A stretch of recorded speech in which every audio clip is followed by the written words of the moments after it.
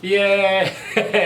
That's in the frame enough. Not for my liking, but it'll do. The Vegas Golden Knights win against the Buffalo Sabres 3-1, and it was a good game. It was a great game because, well, the last goal that happened for Vegas, but it was a little bit more stressful at the end than it probably should have been. But I digress. Vegas starts in the first period with 2 goals from Tanner Laczynski. His first as a Vegas Golden Knight. Fantastic stuff from him being called up. And it was a beautiful shot from the point from Whitecloud that was redirected by Howden at the front. And it goes right off of Reimer's pads back out to Laczynski, who was perfectly trailing over to the wide open part of the net, waiting for the puck to magically appear in front of him. And it did. And so he buried it. And it's 1-0 Vegas. And Buffalo had a couple of chances in the first from namely Jason Zucker, who Las Vegas native, so that's fun. He should come home. With the way he's been scoring, I will gladly take him and Alex Tuck while we're at it as well, you know. I'm not trying to say I would undo the Eichel trade. No, not even close. But no, I love Alex Tuck and Jason Zucker. Why not play for? He wasn't born in Nevada, but he grew up in Vegas, and so, you know, let's get him for us, I guess, especially with the way he's, oh man, and we're gonna get to that, I guess, at the end. The first period, it was a delayed penalty call for Vegas, and Eichel with a beautiful feed all the way across the ice, somehow missing like 4 different people in the middle, as well as James Reimer, for Mark Stone to be able to perfectly tap this one home to score on the delayed penalty, and it's 2-0.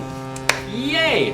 And Vegas dominates from there on out until the third period. So from there until the end of the second period. Absolutely running the show, getting a ton of shots, preventing Buffalo from being able to do basically anything other than the JJ Peterka opportunity that was pretty good, and Krebs with a good feed, but it wasn't as good as what Eichel could do because goal and then not a goal, right? So, you know, Hill was on it tonight. He did really solid things, and yes, Buffalo.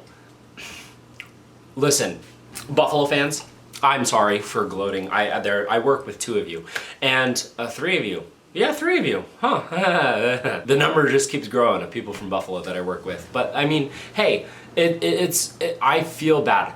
Honestly, I genuinely feel bad for the team, for the fans, because, you know, it's been so long without the playoffs, and it's the same argument every year, and you thought you were getting to go back to that, like on track to get back to that with Eichel, and stuff happened there, and maybe you hate him, maybe you don't, maybe you respect him now with him doing what was best for his body, obviously, and, you know, there is some bad blood there, 100%, like, that's easily visible, but it is what it is, and you can move on or you could resent him, and it's fans, sports, you can do whatever you want. I'm not gonna judge you either way, even though one opinion is right and the other's wrong. No, but genuinely, I do feel bad for them, and I want to have productive conversations unless they just spit absolute revile against Vegas, which, you know, you're not the only fan base to do it, but you're one of the loudest. And I'm not trying to make fun of you when I say that you guys are genuinely terrible. Terribly run, for sure, and I'm sure you guys are the most loud about that in regard to anybody in the hockey sphere, about, you know, that your team really, you just want someone to be competent at coaching, at general managing, at all these different things, because you have a lot of good tools that should put you in a place that would succeed with Tage Thompson, Alex Tuck, Jason Zucker having an amazing season. And I mean, the pieces that you have had, the goalies that you've had, UPL and Devin Levi, Jack Quinn, Dylan Cousins, Zach Benson, like all of these young, talented players. Your D core should be nearly unbeatable with Owen Power, Darlene, and Byram. Just like, no one knows what the issue is. It's not Buffalo. Like, the Bills are winning. They're doing great. I'm rooting for them. Fun fact, Bills and Lions Super Bowl would be fantastic for people that don't care about like specific teams, me. Like entertainment factor, equality, you know, no one can deny that. 2 absolutely tortured fan bases doing fantastic things and being able to meet head to head. That would draw a lot of viewers, right? And you shouldn't be one of the worst teams in the league, but you kind of are. That I think that's where I was going when I was getting to this, is that we're like, Vegas is beating one of the worst teams in the league, and you know, So like not a lot can be taken from that, but there is no other player in the league that I'm aware of, like please comment below if you think of anybody else, but that scoring against their former team just rings that sweet as Jack Eichel against Buffalo. And it's not because of the fans. Like, you guys cherished him and all that stuff, and then the bad blood between him and the franchise really screwed over your relationship with him, and that's totally understandable. But when Jack Eichel scored to make it 3-0, and he had that primary assist to Stone, like, it's just, it put dinner on the plate of my family and his, and it's just so good, right? And most non-partisan fans in the league that see Jack Eichel, who, you know, had his medical stuff and was able to get the surgery that he wanted that was best for him longevity-wise too, especially for his, like, just life, not his career, his life. Being able to do that against the franchise, not the fans, the franchise, like that is definitely very cathartic. That is just a feel-good thing. And so sorry that it gets brought up every time because, you know, he scores a lot against you guys.